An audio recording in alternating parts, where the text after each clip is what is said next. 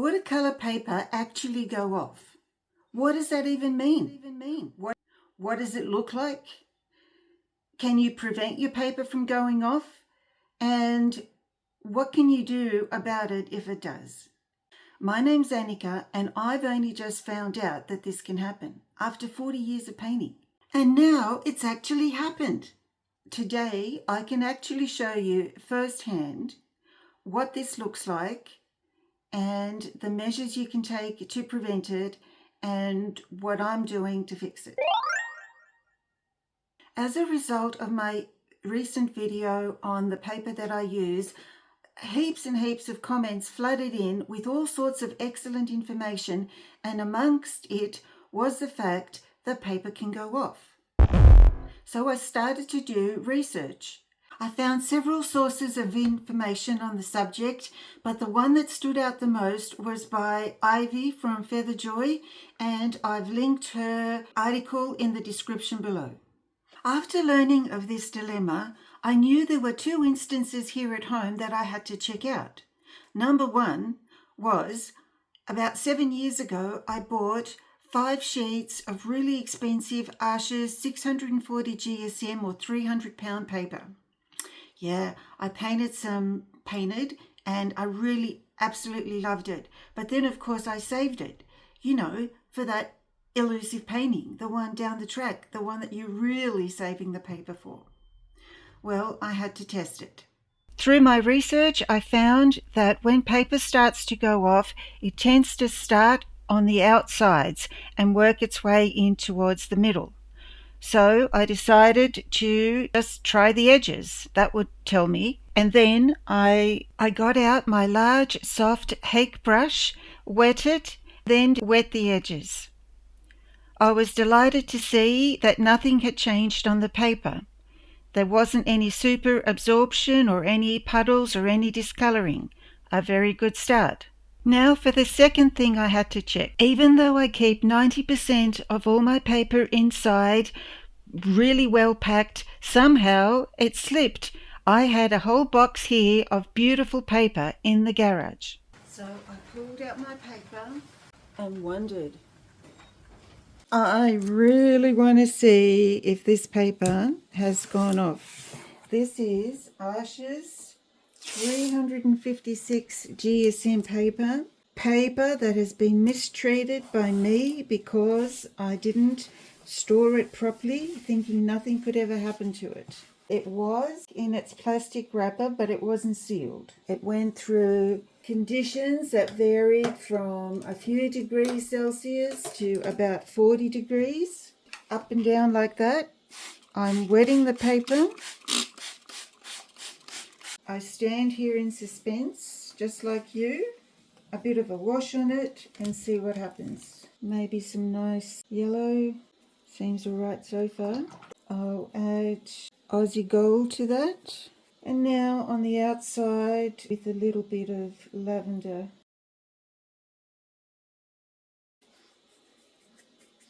Okay, I think this paper's still good.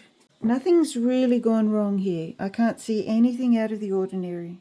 I'm just tilting the paper to let the paint spread so that I don't have any pools.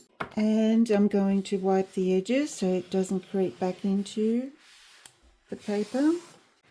And you know what? I think that's okay. So the paper performed well, but I did notice a bit of an odour. And so I laid the sheets out on the table in the sunroom with the windows open and the sun on them, and I was much happier by the end of the day.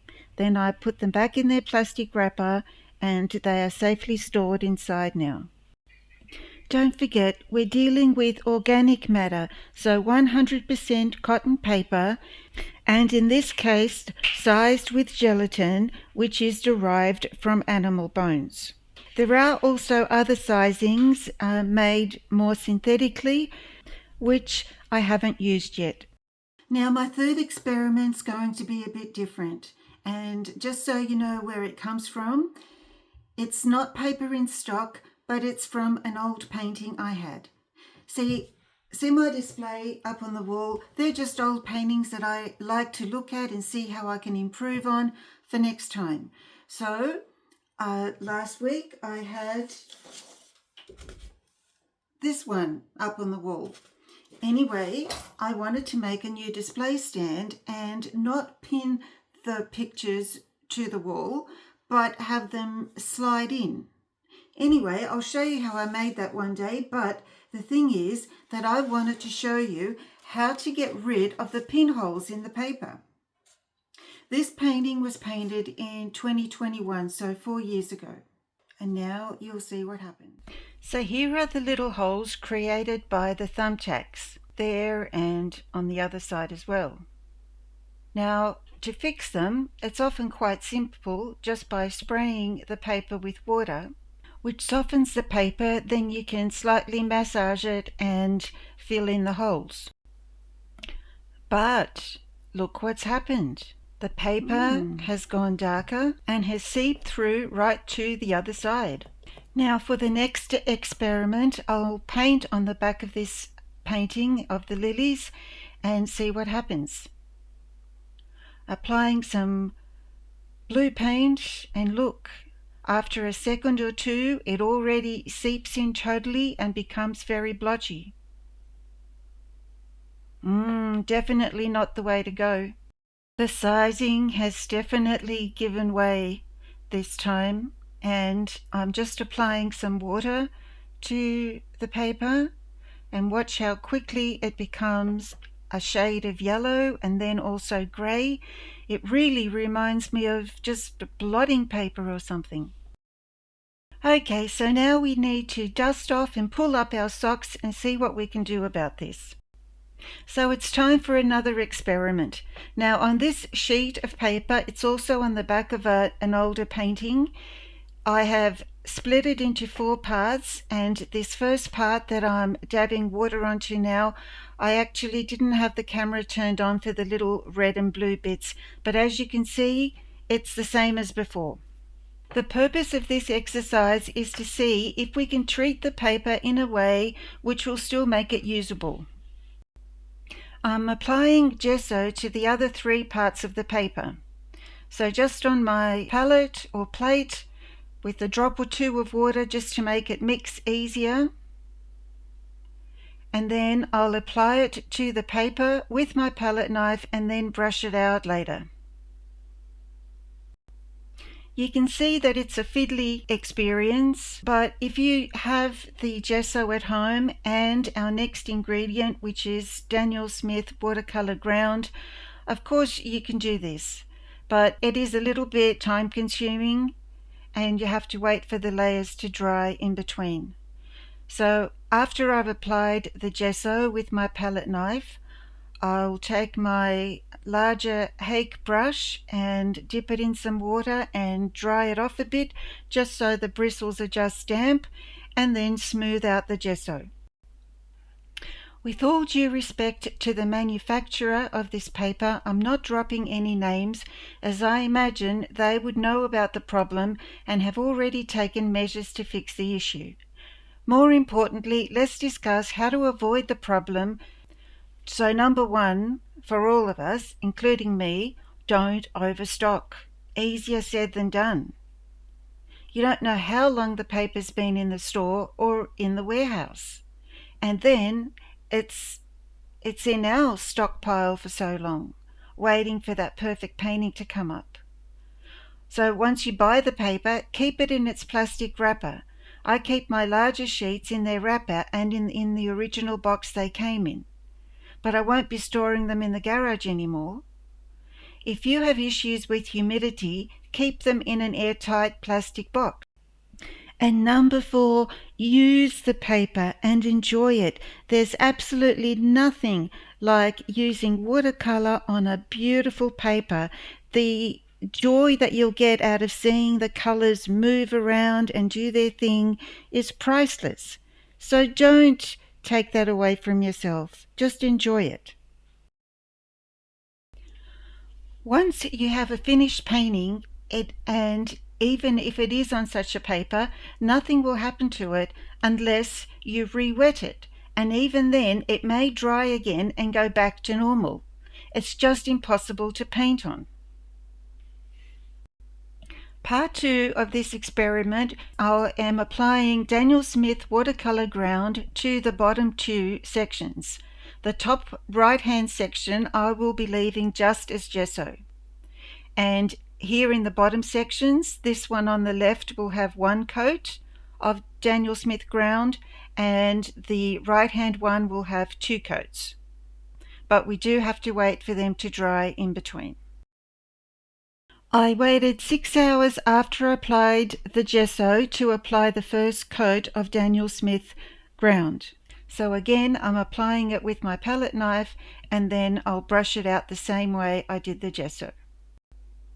Did you know that you can apply gesso and Daniel Smith watercolor ground practically to any surface and make it a watercolor surface?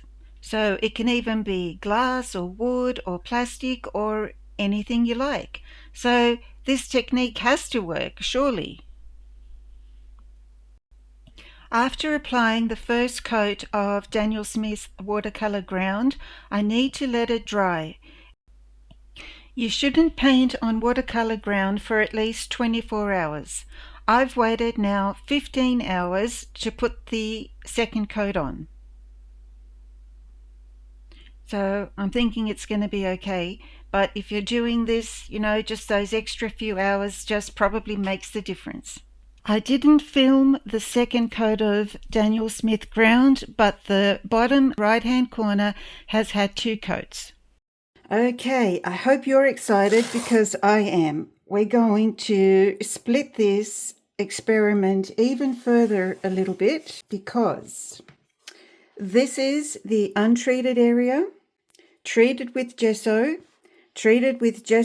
and Daniel Smith watercolor ground once and watercolor ground twice. But what I'm going to do now is I'm using some P240 sandpaper, very, very fine, and I'm gently going to sand one section of each, just to see what happens. It may not be any good, but maybe it will. And this is the premiere of such a experiment because I haven't done it before. We're just doing it now. There's stuff coming off, so it's got to be slightly different. And now on to this one where we have the Daniel Smith watercolor ground twice.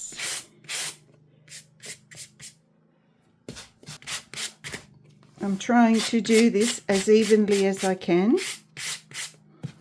And I also need to tell you that enough time has passed. This is the one with gesso and the ground on it twice. And it looks just like original watercolor paper. You wouldn't even know that it wasn't. Okay, this one's a little bit streaky, and anyway, let's see what all this brings. I'm going to wipe it all down with a tissue to make sure that it's all clean of dust.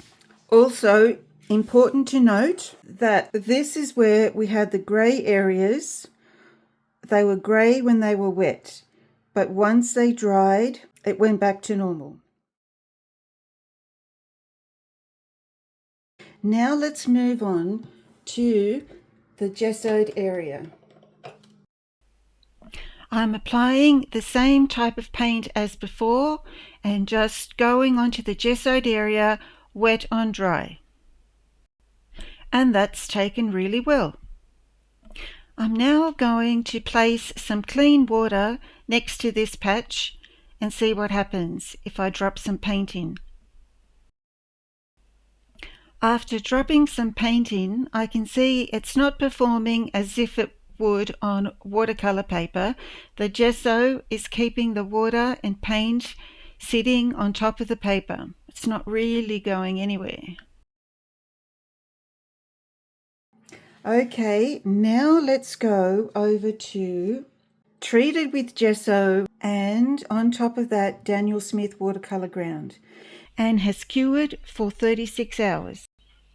I've applied some paint wet on dry, and straight away it's more absorbent, but it is pooling a little bit too. Now onto this one where I've sanded it.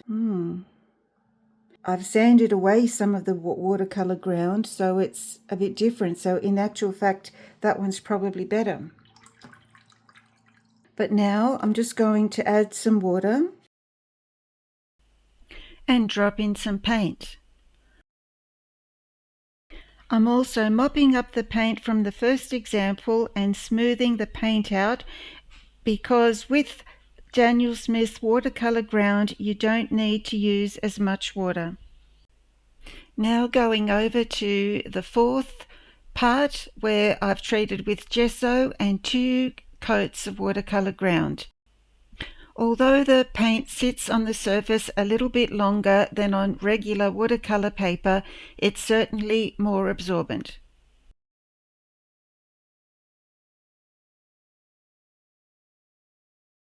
And now I'm applying paint wet on wet. I've now tilted the paper, allowing for the paint to run down the page. The paint takes really well, but I do prefer the top surface where I haven't sanded it. Here's a bit of a recap.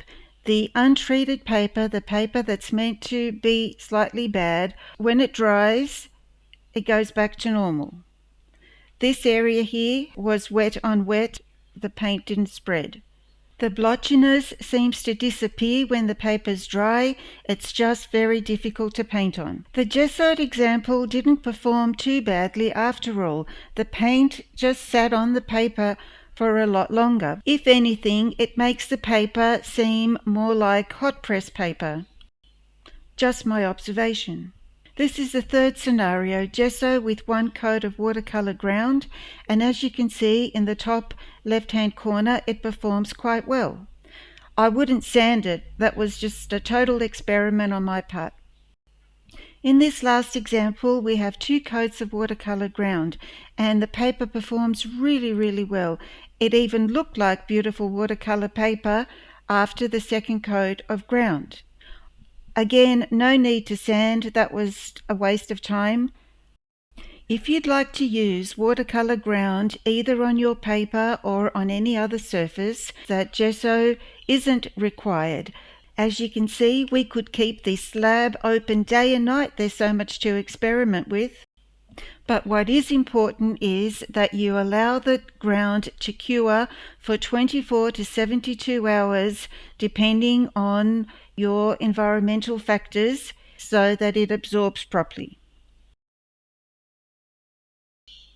And then finally, after all this, you can ask yourself, do you want to go to the trouble of doing all this, or do you just want to buy new paper? But then, on the other hand, don't forget that the paper could be used with different media, so you might use it with pastels or drawing paper or any other thing like that, so it's not really lost, it's just different. If you've gotten some value out of this video, why not give me a like and subscribe, because we've got plenty more to talk about. And if you'd like to see what kind of paper I use to practice on and paint on, why not watch this video here, I think, or maybe there, I don't know. But anyway, have you had any problems with paper going off? Let us know and join in the conversation, and all the readers really do appreciate all the things that everyone else has to say. So if you watch the video on the paper, have a read through the comments and you'll learn heaps just like I did. So therefore, bye for now. See you next time.